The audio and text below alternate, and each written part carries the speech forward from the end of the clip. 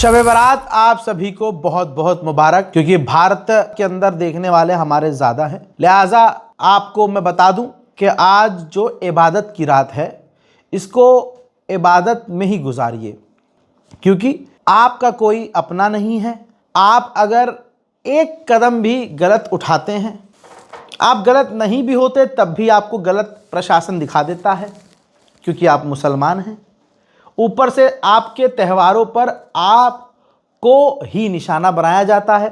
गलतियां हमारे यहाँ भी हद से ज़्यादा की जाती हैं। हमारी कौम के नौजवान जोश में ज़्यादा रहते हैं, लेकिन दो थप्पड़ का दम नहीं होता। दीपक, मोहम्मद दीपक, कोट द्वार का मामला आपको मालूम है। भैया मोहम्मद दीपक ने जिस बुजुर्ग व्यक्ति के लिए स्टैंड लिया, आज यही कौम, जिस कौम के लिए लड़ा वो बंदा, उसको इसी कौम ने, वो मुसलमानों ने अकेला छोड़ दिया। अब आप कहेंगे नहीं भाई, बहुत लोग सपोर्ट कर रहे हैं, रील बनाने के लिए सपोर्ट कर रहे हैं, बड़े बड़े जो मुस्लिम इन्फ्लुएंसर हैं वहाँ जा नहीं रहे हैं। अगर जा रहे हैं तो बस दीपक, मोहम्मद दीपक भाई के साथ, दीपक कुमार के साथ वीडियो बना रहे हैं और आ रहे हैं।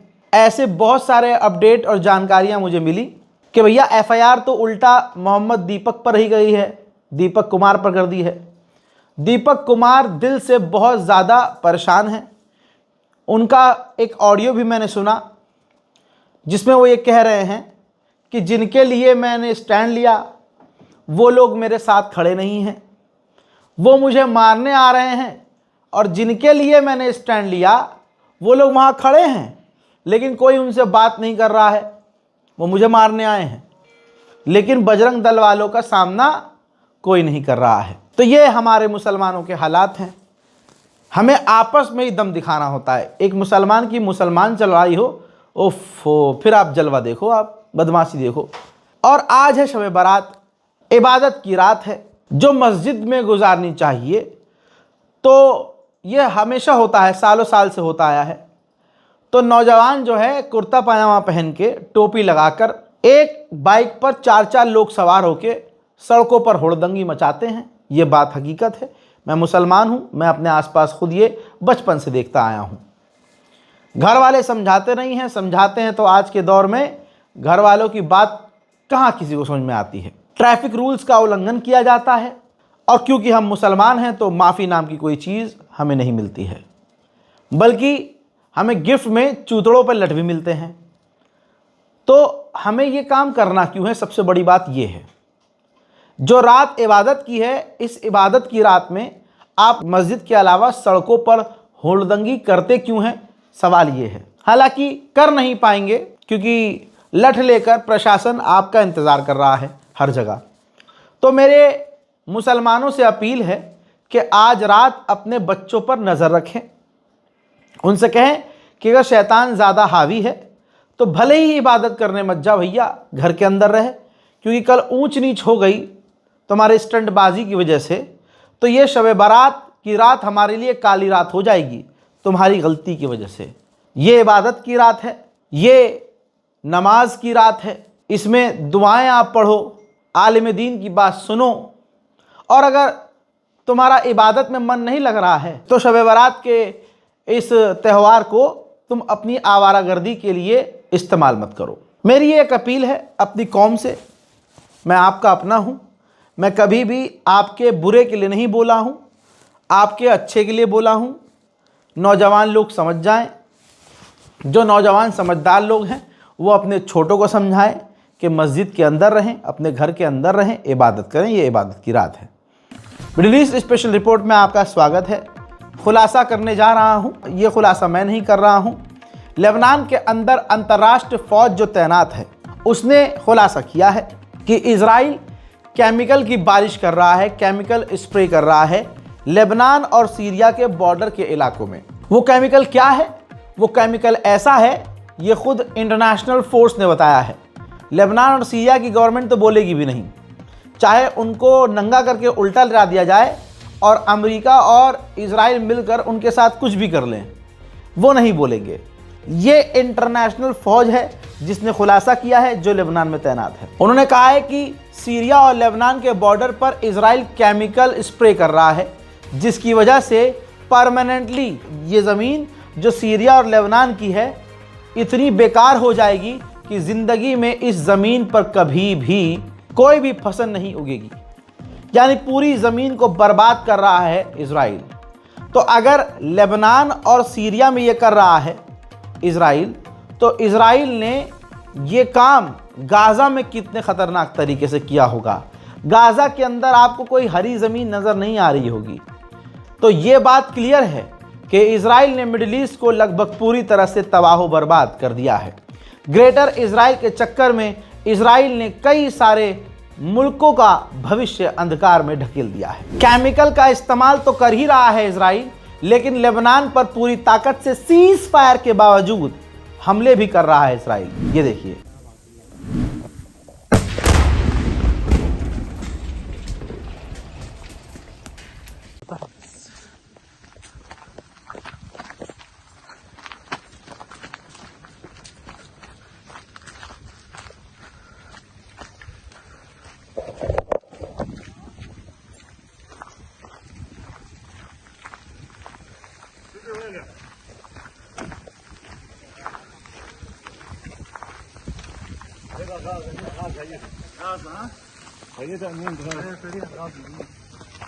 مباشر من مكان الغارة في بلدة كفر تبنيت، منزل الذي تم استهدافه من قبل العدو. دمار كبير، يعني دمار كبير। उधर अमेरिका पहुंचे हैं लेबनान के आर्मी चीफ। चंद तस्वीरें आपके सामने। अमेरिकी ऑफिशियल से लेबनान के आर्मी चीफ की मुलाकात हुई है। यह बात दिमाग में बिल्कुल मत रखिएगा कि लेबनान का आर्मी चीफ या लेबनान का राष्ट्रपति लेबनान के हक के लिए बोलेगा, क्योंकि लेबनान का जो राष्ट्रपति है वो डोनाल्ड ट्रंप के द्वारा चुना गया है। डोनाल्ड ट्रंप ने धमकाया था कि इसके अलावा कोई और राष्ट्रपति बना तो हम लेबनान को सपोर्ट नहीं करेंगे, जिसका रिजल्ट ये है कि डोनाल्ड ट्रंप का पसंदीदा आदमी इस वक्त लेबनान का राष्ट्रपति है। लेबनान की सेना हो, लेबनान का राष्ट्रपति हो, हिजबुल्लाह के खिलाफ काम कर रहा है। और तो और अमेरिका के इशारे पर तमाम वो काम हो रहे हैं जो इजराइल चाहता है। इजराइल के फाइनेंस मिनिस्टर ने दावा किया है कि डोनाल्ड ट्रंप 2 महीने का अल्टीमेटम देंगे हमास को कि हथियार पूरी तरह से डाल दो वरना हमला करेंगे। जिसके बाद जब ट्रंप जो मोहलत देंगे वो पूरी हो जाएगी तो अमेरिका की मोहलत ख़त्म होने के बाद इजराइल की फ़ौज पूरी ताकत से गाज़ा पर हमला करेगी। उधर गाज़ा के अंदर हालात इतने बुरे हैं कि जहरीला मलबा इतना इकट्ठा हो गया है जिसकी तादाद 60 मिलियन बताई गई है। 60 मिलियन टन गाज़ा में कूड़ा है जहरीला, जिसकी वजह से बीमारियां, गंदगी फैल रही है। और ये कूड़ा इतना है कि अगर ये कूड़ा ही साफ करने में दिन लगाए जाएं तो 7 साल लग जाएंगे। इजराइल गाज़ा के अंदर लगातार गोलीबारी भी कर रहा है, हमले भी कर रहा है। ताज़ा तरीन गोलीबारी में 2 बच्चे मारे गए, जिसमें 3 साल का एक बच्चा भी शामिल है। कई लोग घायल हैं। गाज़ा के अंदर जो सीज फायर था इजराइल का, वो पूरी तरह से इजराइल ने तोड़ा हुआ है और अरब खामोश। हजरत हमास ने इजराइल के हर बॉडी को लौटा दिया है, लेकिन इजराइल के पास अभी भी 700 से ज़्यादा फिलिस्तीनियों की लाशें हैं जिन्हें उल्टा इजराइल गाज़ा को लौटा नहीं रहा है। गाज़ा की आबादी लगभग 10% कम हो चुकी है। 2.5 लाख टोटल ऐसे लोग हैं जिनमें 80 से 90 हज़ार मारे गए हैं, जिनमें बाकी अभी लापता हैं, जिंदा हैं या मारे गए नहीं पता, और हज़ारों की लाशें अभी मलबे के नीचे दबकर सड़ चुकी हैं। 2.5 साल के बाद तस्वीर आपके सामने, रफ़ा क्रॉसिंग बॉर्डर खोला गया है, जहां पर अलग अलग ह्यूमन राइट ऑर्गेनाइजेशंस के लोग खड़े हुए हैं, भीड़ लगी हुई है। एम्बुलेंसेस वहां पर हैं कि गाज़ा से अगर कोई भी बीमार या परेशान या घायल व्यक्ति आया तो उसे वहीं से इलाज मिले। लेकिन इस रफ़ा क्रॉसिंग पर अभी भी इजराइल का फुल कंट्रोल है। उधर हमास ने कर दिया है ऐलान कि हमारा सारा काम ख़त्म हो चुका है। हम गवर्नमेंट किसी आज़ाद ग्रुप को, फ़िलिस्तीनी संगठन को, ऑर्गेनाइजेशन को सौंपने को तैयार हो चुके हैं। वेस्ट बैंक में जहां इजराइल फ़िलिस्तीनियों को, मकानों को तोड़ रहा है, फ़िलिस्तीनियों को गिरफ्तार कर रहा है, इजरायली सेटलर्स के द्वारा इजराइल की जो सरकार है फ़िलिस्तीनियों पर हमला करवा रही है। ऐसे में वेस्ट बैंक में ही फ़िलिस्तीनियों को मकान बनाने कैसे देगी? जी हाँ, ताज़ा जानकारी यह है कि जो वेस्ट बैंक में रहने वाले फ़िलिस्तीनी हैं, जब वो अपना मकान बना रहे हैं तो इजराइल उन्हें रोक रहा है। מבינה שראש המועצה דיבר עם המת"ק הישראלי ועומרי אמר להם שיש שם אישור לעבוד. למה הוא מצלם בתוך הבית שלנו? הוא יכול לעשות מה שהוא רוצה. אני יכול לבוא לבית שלך ולצלם בתוך הבית שלך? זה שטח שלנו, שטח צבאי סגור. אני הולך לתל אביב, לעבוד, אביא אוכל לילדים זה שלי. אדמה פרטית. שטח צבאי סגור. आइए अब मैं आपको बरतानिया का हाल दिखाता हूं। ब्रिटेन के अंदर जो बरतानिया के लोग इंसानियत के लिए सड़क पर उतरे फ़िलिस्तीन की आज़ादी और गाज़ा में शांति के लिए, तो ब्रिटेन की पुलिस प्रदर्शनकारियों को जो खुद बरतानिया के हैं, बरतानिया के नागरिक हैं, उनको पीट रही है, मार रही है और गिरफ्तार कर रही है। अमरीकी एनवॉय ने एक इंटरव्यू में खुलासा किया, ये जो टकला है ये अमरीकी एनवॉय है, इसने जानकारी दी कि 5 अक्टूबर सन 2023 तक तुर्की और इजराइल के बीच बढ़िया काम चल रहा था, ट्रेड बहुत बढ़िया चल रहा था।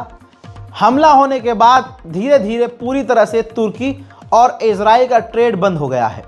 लेकिन ये हम जानते हैं कि जब इजराइल और गाज़ा के बीच तमाम चीज़ें ख़त्म हो जाएंगी तो तुर्की और इजराइल का ट्रेड वापस उसी स्पीड में काम करेगा। उधर अमेरिका और इजराइल के द्वारा ये रिपोर्ट चलाई जा रही थी कि गाज़ा को यूएई संभालेगा, खर्चा पानी यूएई देखेगा। लीजिए, खंडन कर दिया खुद यूएई की गवर्नमेंट ने। यूएई की गवर्नमेंट ने कहा जो मीडिया में चीज़ें चलाई जा रही हैं कि गाज़ा को यूएई चलाएगा, संभालेगा, ऐसा नहीं है। हमारा कोई इंटरेस्ट नहीं है गाज़ा को संभालने का, गाज़ा को चलाने का। यानी आप देख लीजिए, यूएई जहां दुनिया के सामने हमदर्द फ़िलिस्तीन का बनता है, आपको बता दूं ये 1% भी कंट्रीब्यूशन गाज़ा में देना नहीं चाहता है। उधर सीरिया की गवर्नमेंट ने कहा है कि हमने बहुत सारे ऐसे लोगों को गिरफ्तार किया है जो हिजबुल्लाह के लिए काम कर रहे थे, हमने उन्हें गिरफ्तार कर लिया है। कुर्दिश और सीरिया के बीच में एग्रीमेंट होने के बाद जिन जिन इलाकों में सीरिया के इलाकों में जो कुर्दिश लोग थे, उन इलाकों में भी अब सीरिया की फौज जाकर तैनात हो रही है।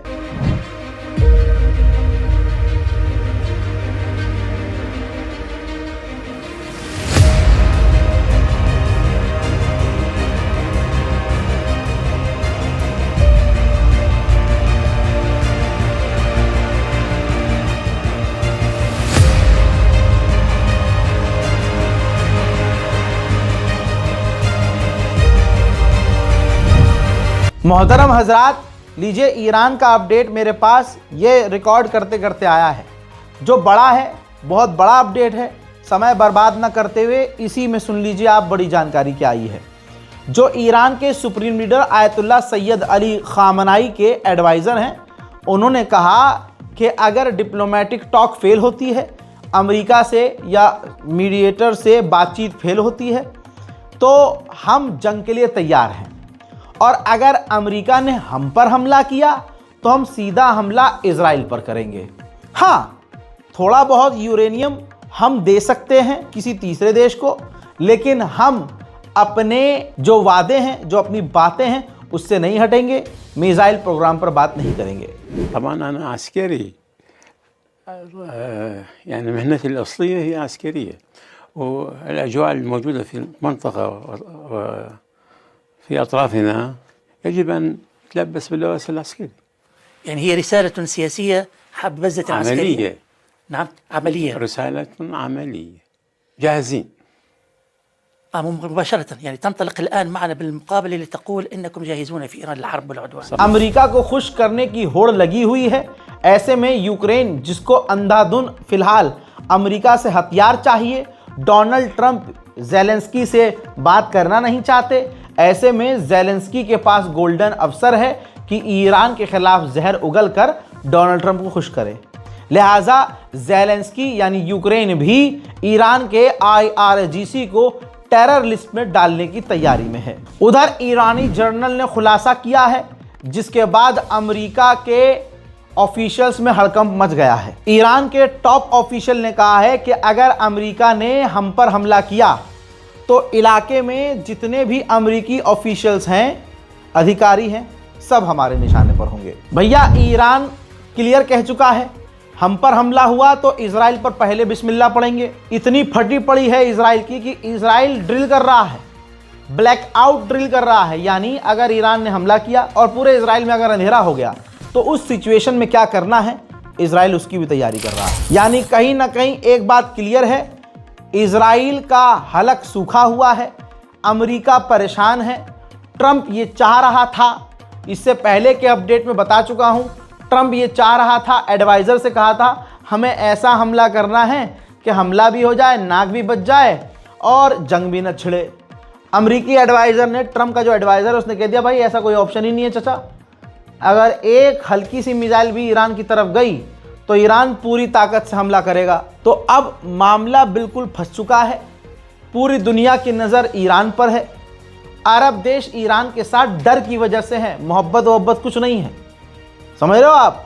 तो ईरान की ताकत की ही वजह से आज अरब देश थोड़ा बहुत बोल भी रहे हैं कि हम हमला नहीं होने देंगे, अपनी ज़मीन का इस्तेमाल नहीं करने देंगे ईरान के ख़िलाफ़। लेकिन याद रखिएगा, जैसे ही हमला होगा ये तमाम अरब देश खुलकर अमेरिका और इजराइल का साथ देंगे, लिख के ले लीजिए। मिडिल ईस्ट स्पेशल रिपोर्ट में फ़िलहाल के लिए इतना ही। चैनल को सब्सक्राइब कीजिए, इस रिपोर्ट को शेयर कीजिए, अपनी दुआओं में मुझे याद रखिए। शुरुआत में जो मैंने बात बोली है उस पर ज़्यादा ध्यान दीजिएगा। जय हिंद।